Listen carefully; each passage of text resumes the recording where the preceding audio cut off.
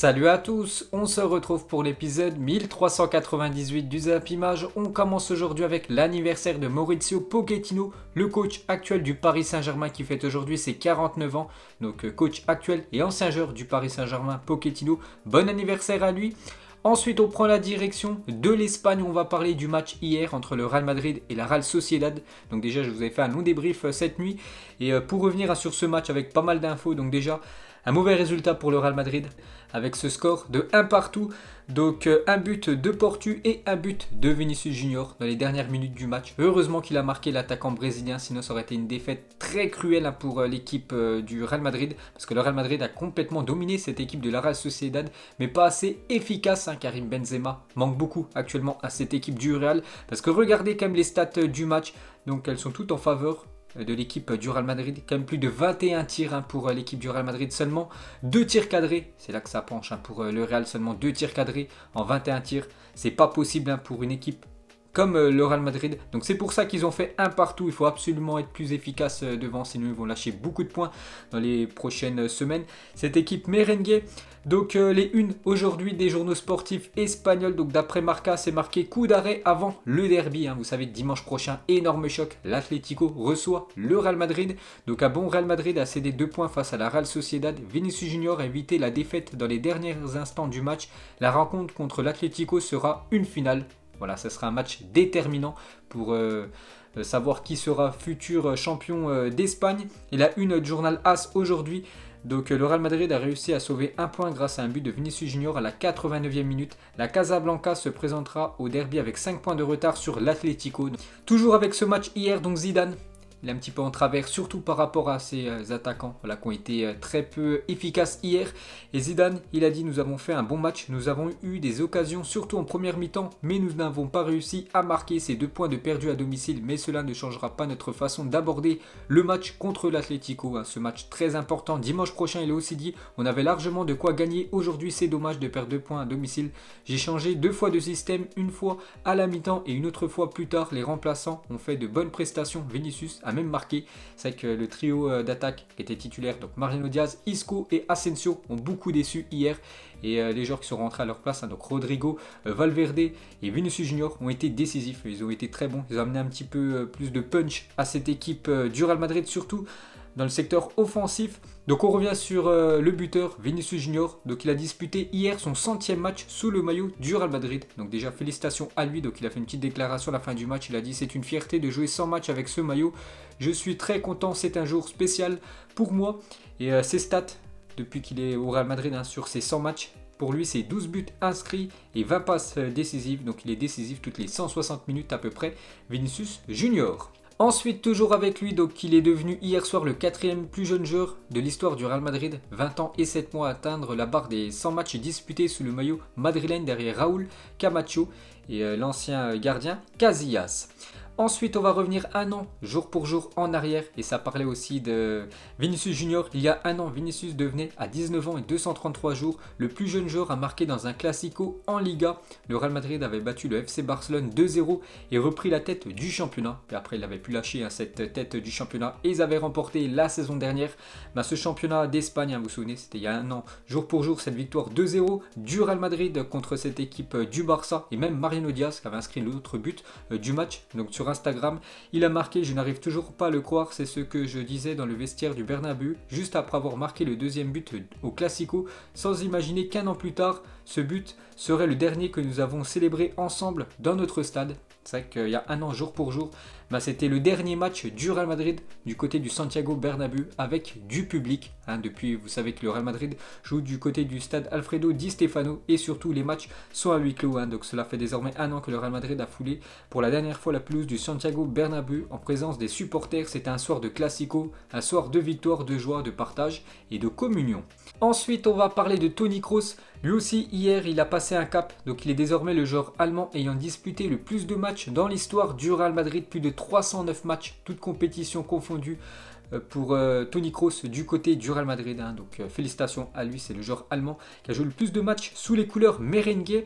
Ensuite, toujours avec le Real Madrid, regardez le calendrier du Real Madrid pour ce mois de mars, vu qu'on est début mars. Donc hier, la Real Sociedad Dimanche prochain, ce match très important du côté de l'Atlético. Ensuite, il y aura Elche. Ensuite, le match retour contre l'Atalanta Bergame et un déplacement du côté du Celta Vigo. Ensuite, ça sera la trêve internationale.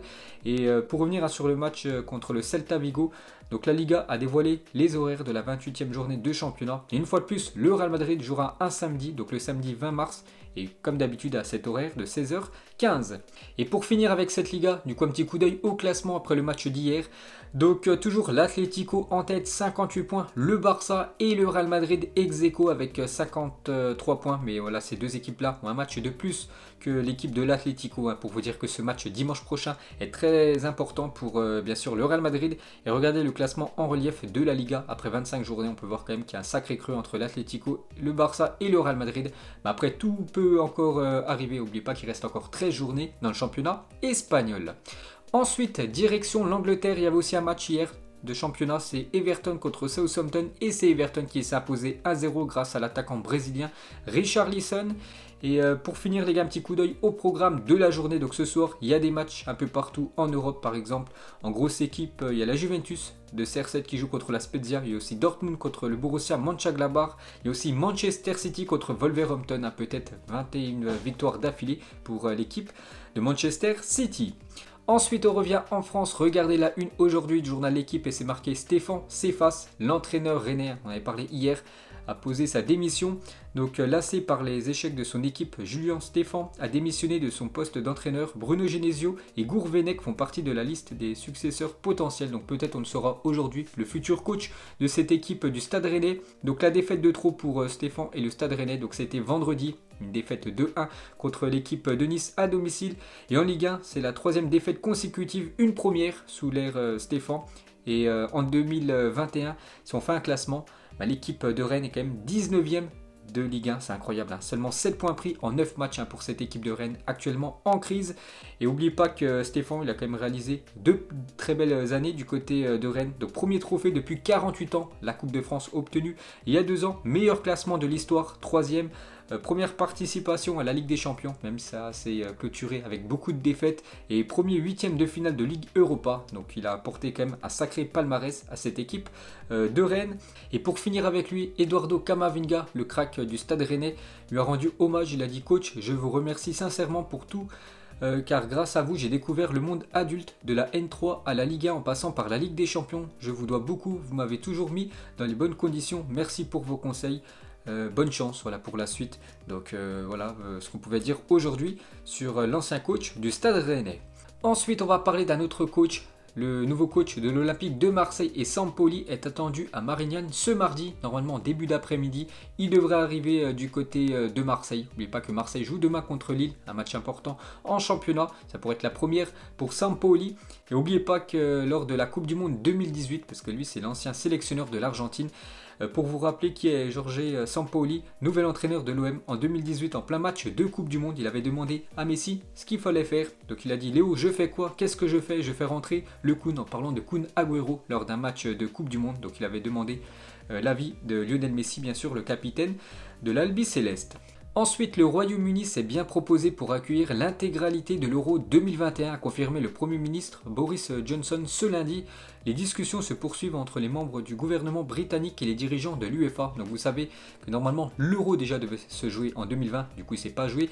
Il devrait se jouer normalement en juin 2021 et normalement il devrait se jouer dans 10 pays différents, mais à cause du Covid toujours qui est présent. Donc l'Euro pourrait se jouer uniquement en Angleterre. Le Premier ministre anglais l'a dit hier. Et imaginez une seconde un Euro en Angleterre et des matchs à Wembley, bien sûr, Anfield, Stamford Bridge ou même Old Trafford, le stade de Manchester United. Ensuite, l'Inter Miami a présenté son nouveau maillot extérieur. Donc l'Inter Miami commence bientôt cette nouvelle saison du championnat américain, la MLS, qui débute début avril, donc le mois prochain. Donc voici le nouveau maillot extérieur de l'équipe de David Beckham. Et une autre équipe dévoile son futur maillot, c'est l'équipe de Flamengo qui a remporté le championnat brésilien il y a quelques jours. Donc dévoilé par Adidas, le maillot arborera cette année un design qui honore le 40e anniversaire de l'une des plus grandes années de l'histoire du club. Le Flamengo avait à l'époque remporté l'équivalent de la Coupe du Monde des clubs. Donc ça sera ça, le futur maillot domicile de cette équipe brésilienne. Ensuite, on va parler de Neymar et ça sent mauvais pour Neymar.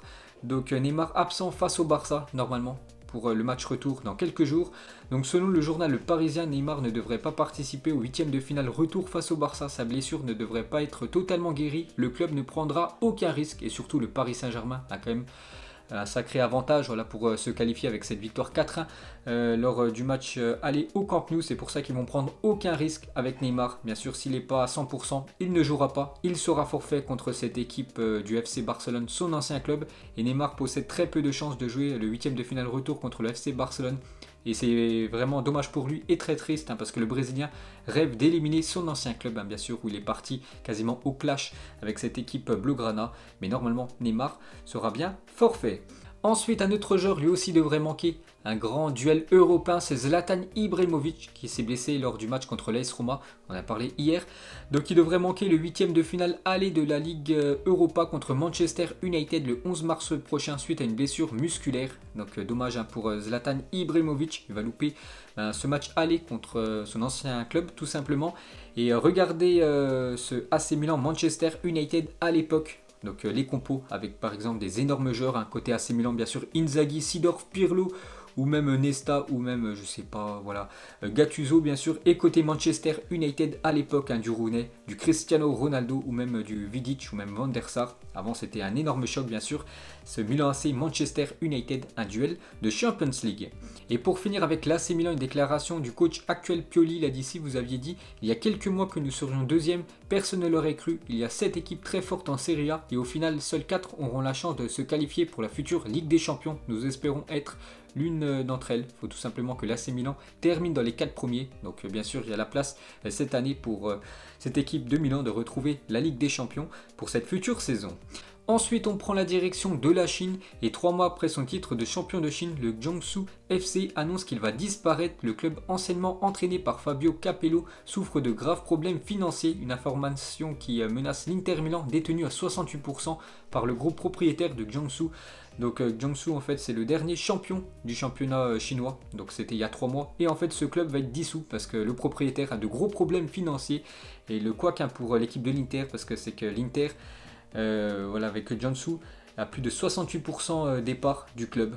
Ensuite on prend la direction de l'Algérie. Il s'est passé quelque chose de complètement fou ce week-end, incroyable. Lors d'un match de 2e division algérienne, l'attaquant du club de Batna a profité de la sortie du gardien du club de Chelgoum en dehors de sa surface pour tirer dans les cages vides, mais le ramasseur de balles a alors pénétré sur la pelouse et arrêté le ballon sur la ligne pour empêcher l'attaquant de marquer.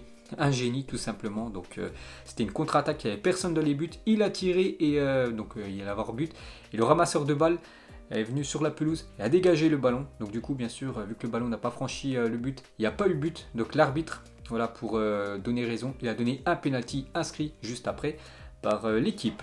Ensuite, une déclaration de Morgan Sanson, l'ancien Marseillais maintenant du côté de Aston Villa. Donc il compare la Première Ligue et la Ligue 1. Il a dit: en termes d'intensité, de volume de travail, on est largement au-dessus. Je pensais bien travailler en France, mais j'ai été surpris ici comparé à la France. Il n'y a pas du tout de temps mort ici en Première Ligue 1. Voilà, donc il dit en gros que ça n'a rien à voir le championnat français et le championnat anglais.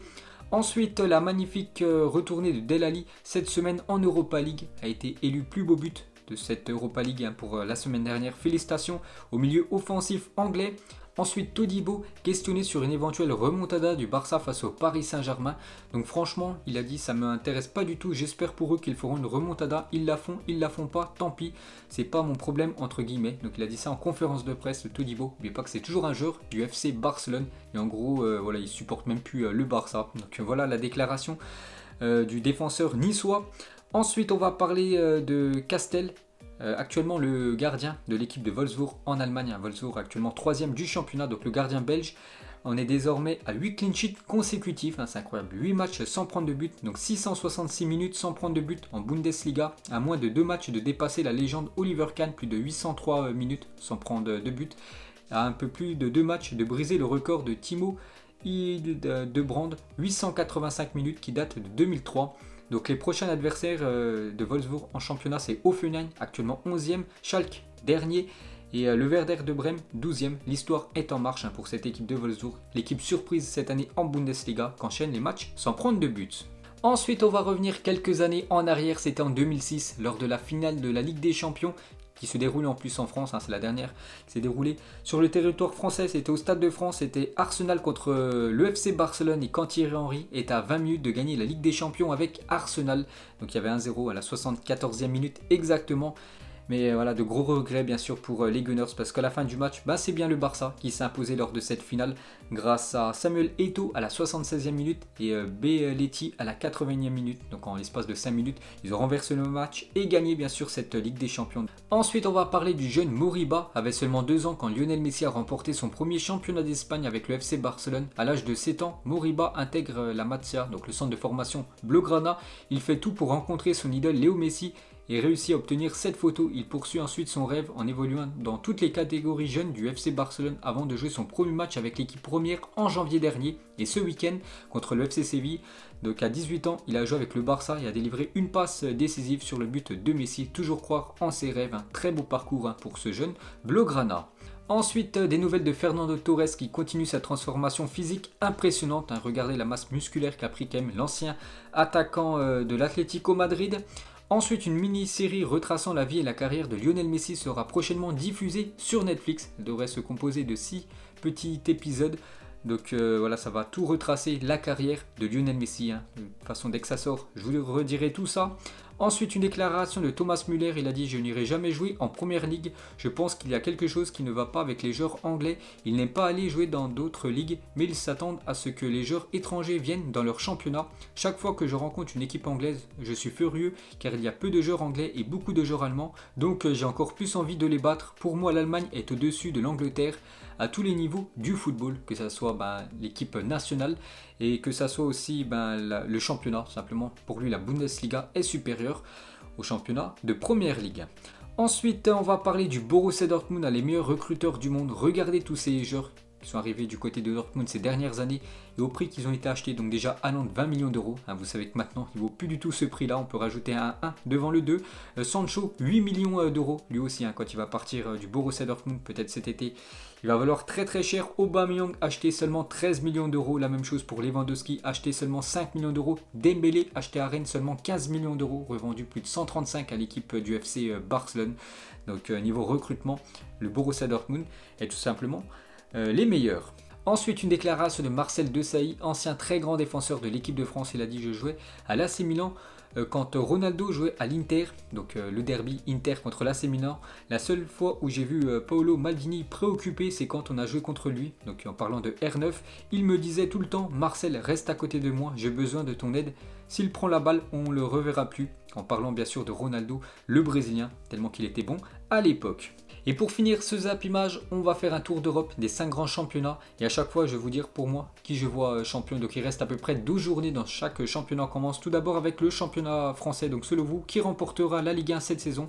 Donc les 4 premières équipes, donc Lille, le PSG, Lyon et l'AS Monaco ou une autre équipe. Bon après il y a un sacré creux. Donc moi je partirai quand même sur le Paris Saint-Germain, un champion de France une nouvelle fois. Cette fois-ci en Angleterre, donc qui remportera la première ligue entre City, United, Leicester et West Ham, actuellement les 4 premiers. Donc bien sûr ça sera Manchester City, ils sont tout simplement injouables cette saison. Du côté de l'Allemagne, la même chose, le Bayern, Leipzig, Wolfsburg ou Francfort. Donc là aussi le Bayern Munich va certainement remporter une fois de plus le championnat, malgré qu'il y a seulement que 2 points d'écart entre le Bayern et le RB Leipzig. Il reste encore quelques matchs, mais bien sûr le Bayern trop fort pour les autres équipes allemandes. En Espagne, donc là aussi ça va être très serré, donc entre l'Atlético, le Barça et le Real Madrid. Donc mon début de saison j'avais dit le Real Madrid et je vais quand même rester sur le Real Madrid. Voilà, même si l'Atlético a quand même un matelas d'avance, je vais partir quand même sur le Real Madrid, vainqueur cette année du championnat espagnol. Et pour finir en Italie, donc l'Inter, l'AC Milan, la Juventus avec un match en moins et l'Atalanta Bergame. On peut voir qu'il y a un sacré creux entre le Milan AC deuxième et la Juventus troisième. Il y a quand même 6 points d'écart, mais je dis, la Juventus a un match en retard. Donc là les gars, je vais partir quand même sur l'Inter Milan. Voilà, ils ne jouent plus que le championnat cette saison. Je pense que cette année, ça sera eux les champions. Donc n'hésitez pas à vous mettre en commentaire pour vous qui sera les champions des 5 grands championnats européens. Donc voilà les gars, j'espère que ça vous a plu. Donc on se retrouve demain pour le prochain épisode. Ciao à tous.